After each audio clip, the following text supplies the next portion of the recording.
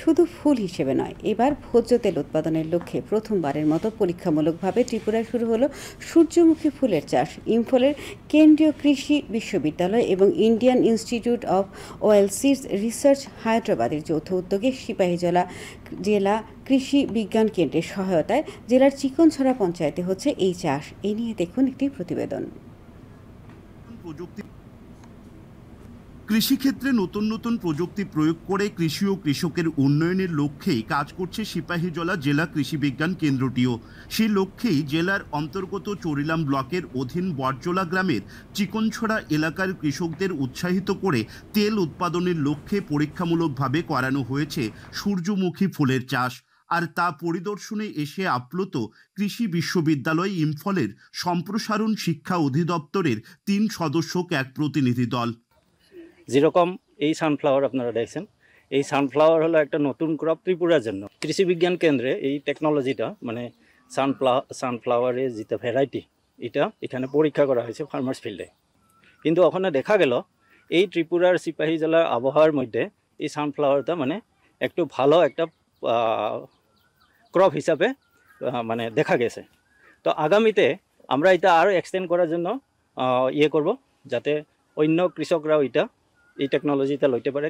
বর্তমান সময়ে স্বাস্থ্য সচেতন অনেক মানুষই ভোজ্য তেল হিসেবে সূর্যমুখীকে বেছে নিয়েছেন। ধীরে ধীরে বাড়ছে তার আরও চাহিদা। বিষয়টি মাথায় রেখে ও ধান চাষের ফাঁকে নিজের এক ফসলি জমি থেকে বাড়তি রোজগারের আশাতেই এই চাষে মনোনিবেশ করেছেন এলাকার কৃষক ইকবাল হোসেন। আর এক্ষেত্রে সার, বীজ, কীটনাশকের পাশাপাশি শ্রমিকের পারিশ্রমিক হিসেবে সিপাহীজলা জেলা কৃষি বিজ্ঞান কেন্দ্র থেকে অর্থ সাহায্য করা হয়েছে বলেও জানিয়েছেন কৃষি বিজ্ঞানী ডক্টর উৎপল দে।